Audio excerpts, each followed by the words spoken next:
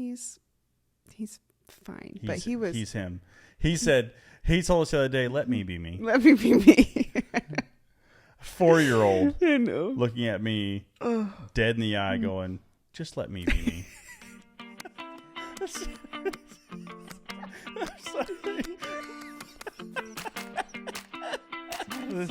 This is our marriage. This is it.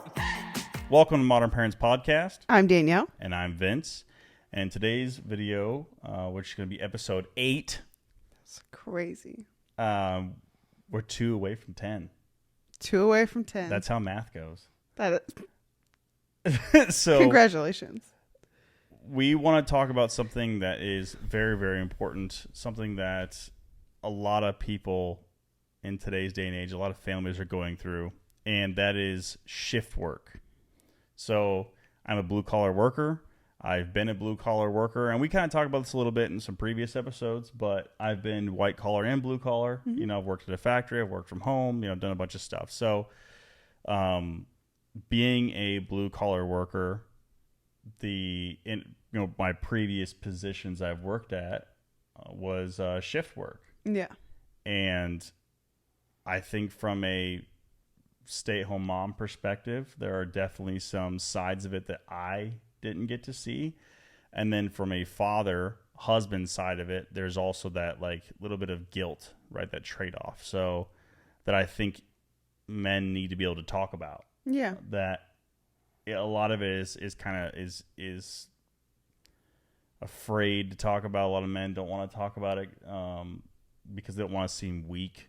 Right, that's like the biggest. I mean, realistically, it's the biggest part of it, right? The generation that raised us, right? I never heard my dad ever complain once about working manufacturing work, and I didn't hear my grandpa complain about it either. They both worked manufacturing, so from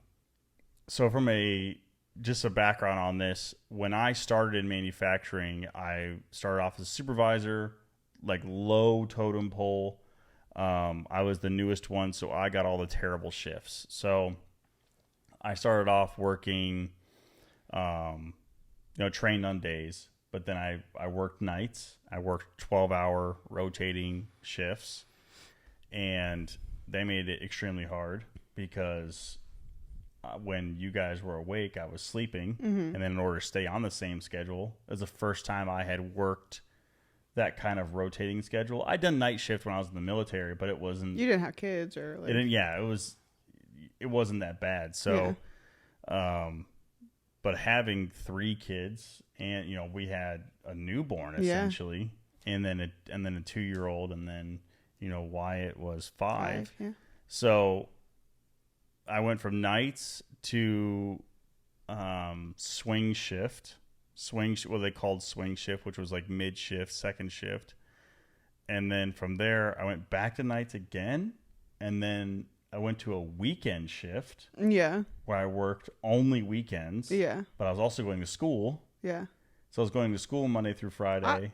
I can't even keep up with like all the different shifts you had to. And then I finally got to day shift. Yeah, but then it didn't help though. We lived like 2 minutes from where you worked. Yeah, so we lived across the street. Yeah, when anything happened, you were on call. Yeah. Well, I later in my career there, I became one of the more knowledgeable people. Yeah. So anytime there was an issue, the plant manager or production supervisor was calling me, and then we also had supervisors that would call me. Yeah, it was a I mess. remember we had employees that were calling me like, this dude doesn't know what he's doing. Can you please come in and help him? You know? So I would like come in my jams. Anyways. Yeah. Yeah, it was nuts. And then now I'm back to manufacturing work again. Yeah. Luckily you don't have night shifts. Yeah. Work days. You work all day. But the drive sucks, right? Yeah. I do drive a good bit of time to get to work and then drive home from work. And I'm not talking like 40 minutes. I'm talking like hours. I drive hours, plural, every day, one way. And you're probably like, why would you do that, Vince? That sounds ridiculous. Well, it's because I'm a loyal guy, and one of my mentors works there, and had an opportunity for me. I didn't get the job because of him. He like offered the opportunity, and then I still had to go through an interview and do all of that, you know. But and it also pays really well, so that helps. That helps. Well,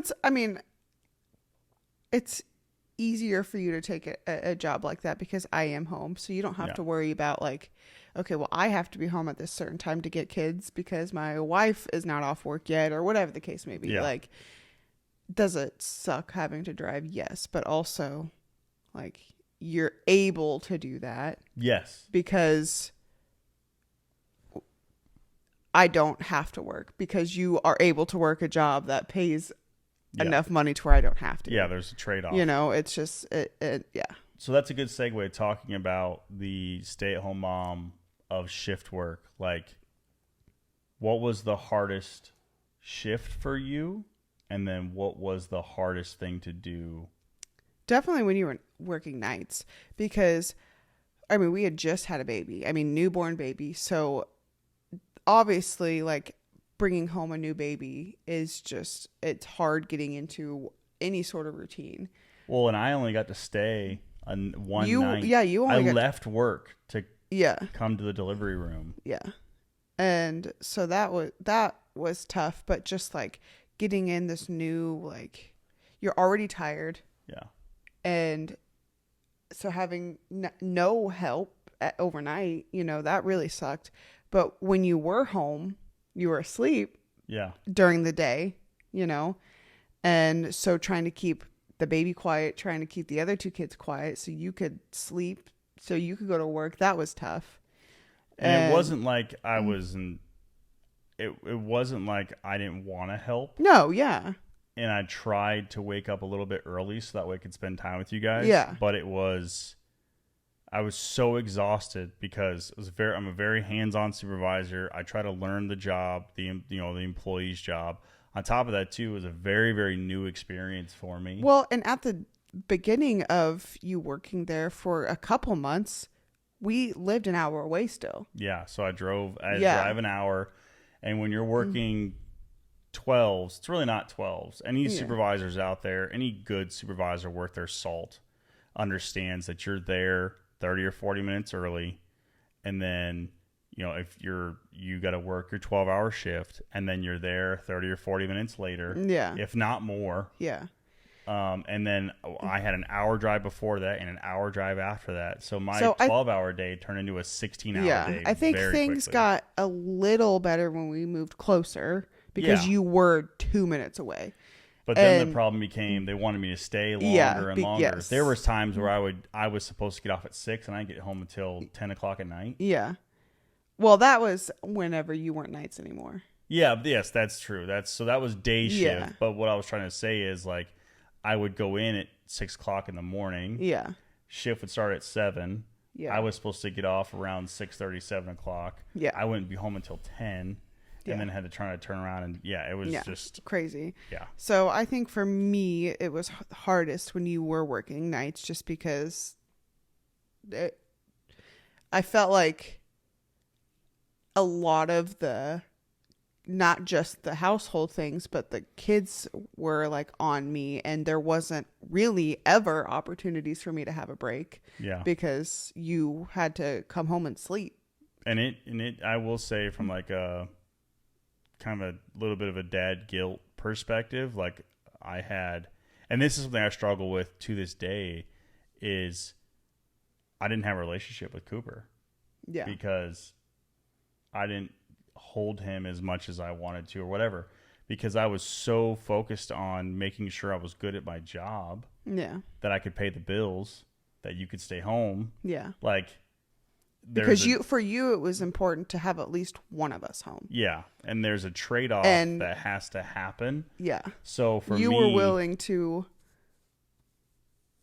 let me be the one to have that relationship. Yeah. And that was I think that's one of the things that isn't talked about enough, is as a husband and a father, making sure the kids, making sure that you at least have as much time with our kids as possible is important to me because, you know, I feel secure in the fact that at least they're home with you. Yeah.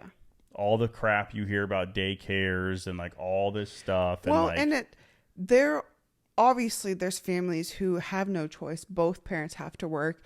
And so with us having the ability to not have to do that, we're making space for kids who truly do need to go to daycare, who truly do need that care. That's true. And sometimes am I like, oh my gosh, I wish I could just go to work and, you know, they could go to daycare or whatever. Yes, of course. But I would never actually do that. And because there are families who need that. Yeah. You know, and we don't. Is it hard? Yes. But it's also hard for working, you know, parents too. Yeah. Because, I mean, you're talking about dad guilt, you know. I know moms who have to go to work, you know, they feel that guilt as well, you know. Yeah, I could not imagine cranking out a kid and then like, 6 weeks later having to go back to work. That's nuts. Yeah. I mean, just from like the physical side of it, but like the emotional side too. Like I know for me, it was tough to leave you and Cooper at the hospital. Yeah. But I had no seniority. Yeah. You had been there. The boss I had the person who hired me very quickly, like I found out fucking sucked. And was just like, this person was so far removed from having kids and being a parent by 5 decades that,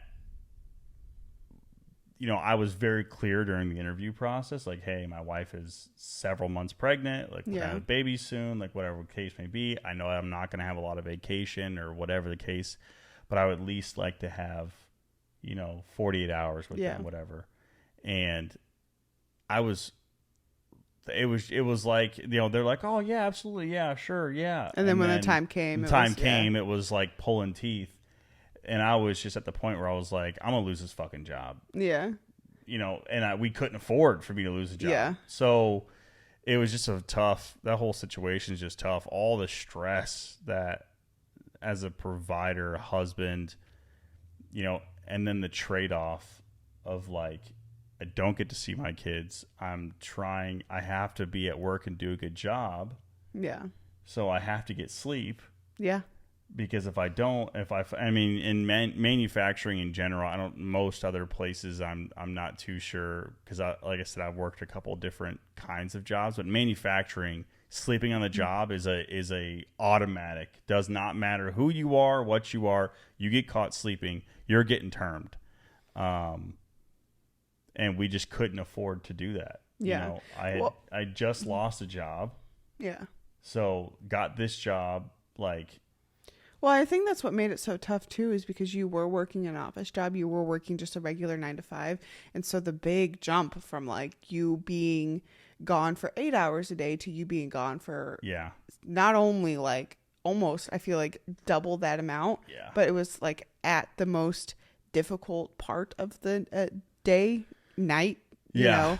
Yeah, I mean, so that was tough. But then also like me feeling guilty for being frustrated with you because it wasn't your fault, but there was also like a point where I'm like, God, like I wish you could be home to help me, and I knew you wish you could be too, but it doesn't help in the moment when I'm frustrated and I'm just like, oh my gosh. And you're going through like postpartum and like there was a bunch of stuff that you were going through as well. Yeah. And then, you know, we went from like pretty much 1 kid at home to like 2. And Koopy is not an easy child by any stretch of the imagination. So it wasn't like you had double the work. You had like 4 times the work. Yeah, he's 4 now, so like he's still a fucking menace. Well, he's fine, but he's him. He told us the other day, "Let me be me. Let me be me." 4-year-old looking at me dead in the eye, going, just let me be me. Like, you're 4. Like, stop being 17. Oh, yeah. So he was a very difficult baby. There was a lot. There was a lot going on that, you and I both probably weren't prepared for. Yeah. But we got through it. The whole point is like, it's crazy. Now, yeah. It's crazy though, because he was at the time, the only child that we had planned. Yes. And he was the most difficult. Which I was like, I'm going to stop planning children, or like, because every time in the last couple we've thought about having a child, I like lose my job. Yeah. So, and what I was saying earlier is before I had the manufacturing job, I had a nice blue collar or a white collar marketing gig, and literally walked in. I got the job, making good money. We decided to get pregnant and have Cooper. Everything was great. And then right before Christmas, we had lost a large client who moved to the large client moved to a different state, took all their business with them to a different agency. No one's fault. So no one's fault, but it was just like, it was definitely one of those unexpected things that if they had kept us till the end of the week, they had to pay us our Christmas bonus. So they decided to axe everybody in that department, so they didn't pay us out Christmas bonuses. Yeah. So it's like, here's this couple $1,000s we were expecting you to get that we didn't get. And then on top of that, too, it's like right around the holiday season. Yeah. So it's extremely hard to go on interviews. Yeah.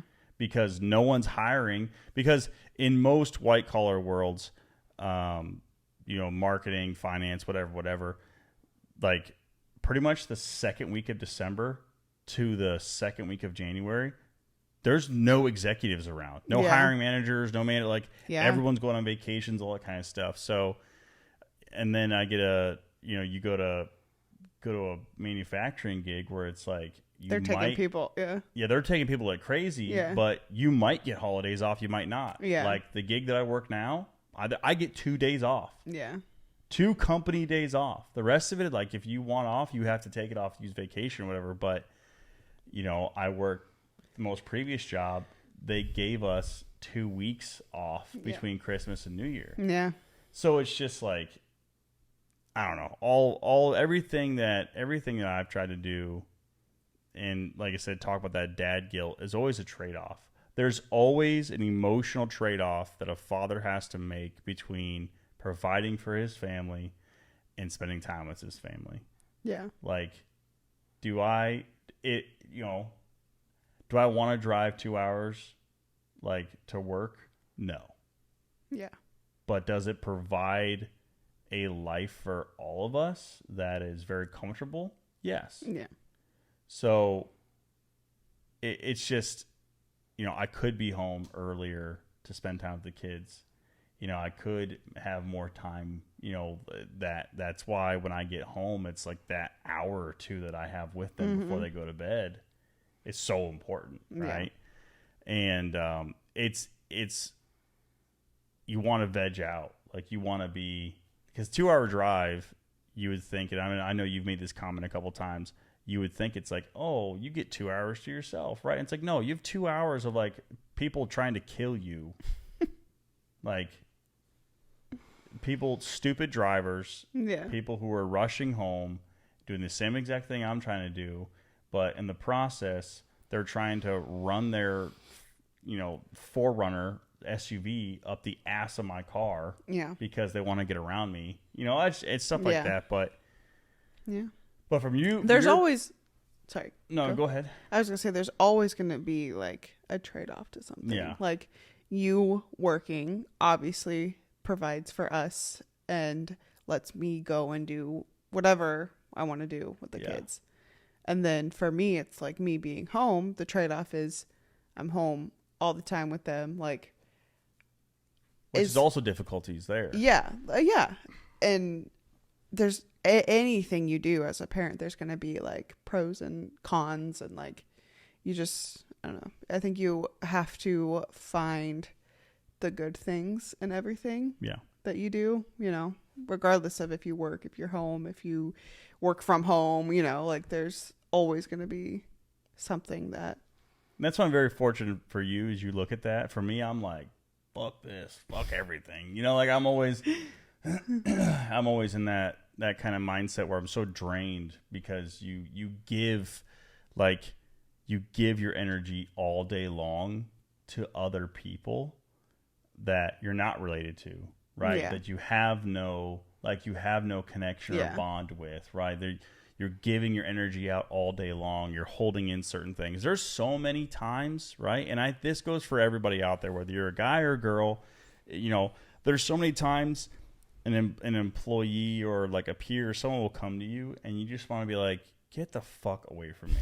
But you can't. Yeah. You have to be like, absolutely, let's work this out. Let's figure it out. Hey, I'll get back with you. You have this like giving this energy all day, where I think it's probably easier to give your energy to your kids, give your energy to your spouse. Yeah. Because you get a little bit recharged. But I also understand. Least you know that like me giving my all to my kids is going to be worth it one day. You know, like. Yeah, this employee that I have might quit tomorrow. Yeah. It makes it tough to want to come home and do anything, because that you want to have that natural motivation of like, I'm going to go home and I'm going to do all this stuff. But like, you're so exhausted after working, 10 plus hours, and then the drive home, and it's like, all you want to do is eat dinner and die. Like, but then like all I look forward to is you getting home so I can have some sort of like, you have some sort of reprieve. I take the kids and then you can go do something, which I know we've talked about that previously, but it's extremely important to do, right? Is I know that you need your own time. I also know that it forces me to focus on the kids on days that sometimes I just don't want to. Not that I don't love them or want to spend time with them. I don't have the fucking energy. I think every parent hits a point sometimes where they're just like, I cannot deal with this right now. Like, whether you work or stay home, like, you're not going to wake up every day like fully prepared and motivated to just like deal with the bullshit that is kids sometimes. I don't wake up motivated to deal with waking up. So that's some of it too. Yeah. And again, we're very fortunate for having the dynamic that we have. And I just from a stay-at-home mom that has a spouse that works shift work, and we have 4 kids and a house to maintain and clean up. What's the hardest thing for you to do while I was on shift work? To be honest, I don't remember. I feel like it was no, really. I feel like it was such a blur. I think, I don't know, probably just leaving the house to do something. Yeah. There were days where I'm like, it would be so beneficial to not only like the kids, but also me to just go and do something. Like, go to the park, get him out of the house, meet up. Yeah. And because I know in my mind, like taking them to go play or whatever, like it's going to be good for them. We'll come back home and they'll want to chill for a little bit or whatever. All that energy. Yeah. But also like Cooper was such a hard baby that I did not want to go anywhere with him because I didn't know if he was going to cry the whole time.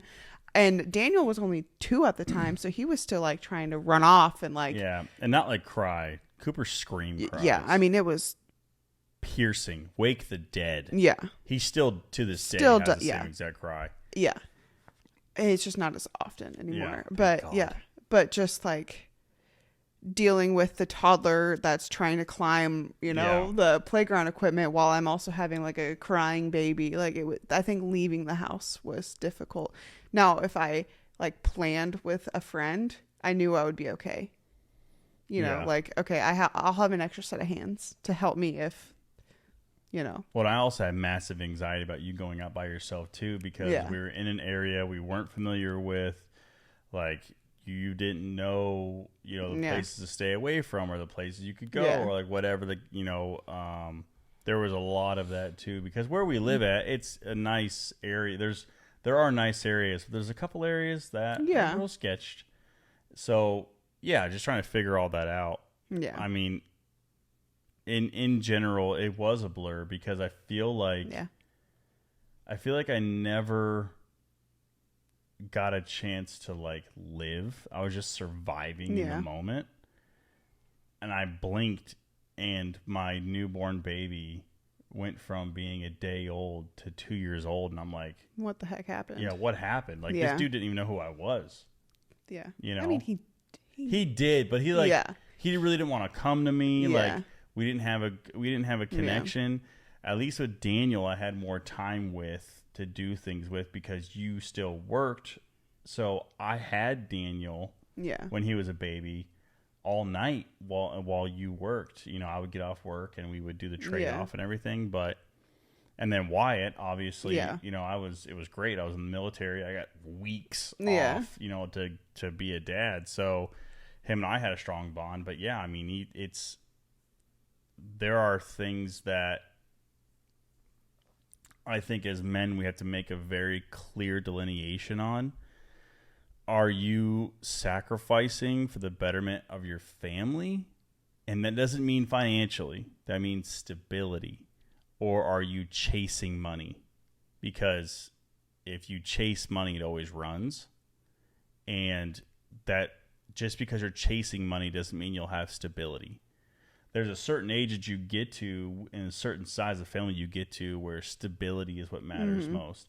Now, we do have a little bit of a handicap just because of the custody arrangement and like 50-50 custody. We really can't move outside the area, you know, to maintain the custody stuff. So that does hinder us a little bit, where some people, you know, if they're married with a kid, like they could move. Yeah, they can up and move and do whatever. We really don't have that. But the nice thing is we have a very, very good relationship with Wyatt's mother. So it's like we don't have like a tough situation there. Yeah. That's the reason why I drive, right? Yeah. Because I know where the money is at, and you know, what is going to give us a stable living. Yeah. Manufacturing is stable as stable comes for the most part. Unless you're union and you have to deal with all that crap. But yeah, so I just want to talk about a little bit like tough stuff, stay-at-home moms. And as parents, you're always making sacrifices. And I think I think I've said this in every single episode. Every situation is so different. Like, the sacrifices that we make are not going to be the same sacrifices that another, you know, set of parents make for their kids, or we might not have the same opportunities that they do, vice versa. Like, you just have to make the sacrifices that are going to best benefit you and your family. Yeah. And that does not look the same with any family. No. So not. Like, you have to make those sacrifices, and you have to live with it. You have to choose what's best for not just you, but like your kids ultimately. Like, that's the biggest, you know, factor. Yeah. And I mean, I hope this has been relatable for you out there. You know, let us know, comments down below. Give us your best story. It's something that you've had to deal with, you know, during shift work if you're a stay-at-home mom, or, you know, dads, don't be afraid to open up. You know, if you're feeling some kind of way, if you're having some troubles, shoot me a message on, you know, any of our platforms, you know, Facebook, Instagram, you know, Twitter. I don't check as much. But if you're a dad, you want to talk about something, or you're a mom and you're going through it right now and you want to talk to Danyelle about it, shoot us a message. We're always very responsive to that kind of stuff. We've been through it. Our anniversary just happened. Yeah, 6 years. 6 years married. Yeah, 6 years married. We've been together for almost 10 now. So, I mean, at this point where we've been through enough where we know how to handle certain things better than others, just because, you know, we've gone through the loss of jobs, and we've gone through the changing schedules. We've gone through the income increases and decreases, all the crazy stuff. So let us know in the comments down below. If there's anything else you want us to talk about, also leave that on the comments down below. So it's been episode 8. I'm Danyelle. And I'm Vince. And we'll see you next week.